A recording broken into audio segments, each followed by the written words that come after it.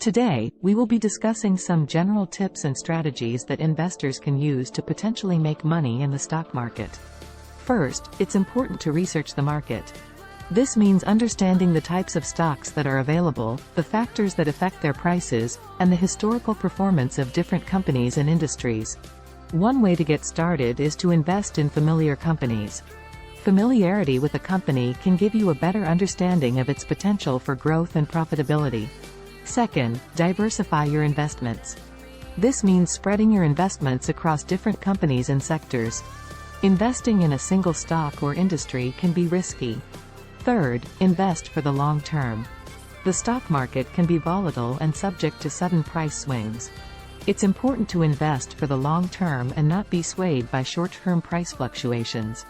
This means holding onto your investments for several years or even decades. Fourth, keep up with the news. This means staying informed about the latest developments in the stock market, including economic news, corporate earnings reports, and regulatory changes. This can help you make informed investment decisions. Fifth, consider using a reputable broker. This means using a company to buy and sell stocks that has a good reputation in the industry. Some examples of reputable brokers include Charles Schwab, Fidelity, and E-Trade. Interactive brokers may be friendlier for those outside the U.S. To start investing in stocks, you will need to open a brokerage account.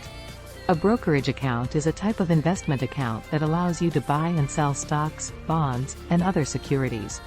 To open a brokerage account, you will need to provide some personal information, such as your name, address, and social security number. You may also need to provide information about your employment and income. Once you have provided this information, you can fund your account by depositing money. Depositing money into your brokerage account is a simple process. You can transfer money from your bank account or use a credit or debit card to make a deposit. Some brokers may also accept other forms of payment, such as a check or wire transfer. It's important to note that you can start investing in stocks with as little as $50. This means that you don't need a lot of money to get started in the stock market. However, keep in mind that investing always carries risk, and it's important to invest wisely and within your means. Remember to do your research, diversify your investments, and invest for the long term. By following these strategies, you can potentially make money in the stock market. 6. Start with paper trading. This means practicing trading stocks using virtual money, which can help you learn about the market and develop your investment strategy without risking your own money. 7th, use dollar cost averaging. This means investing a fixed amount of money at regular intervals, regardless of the stock's current price.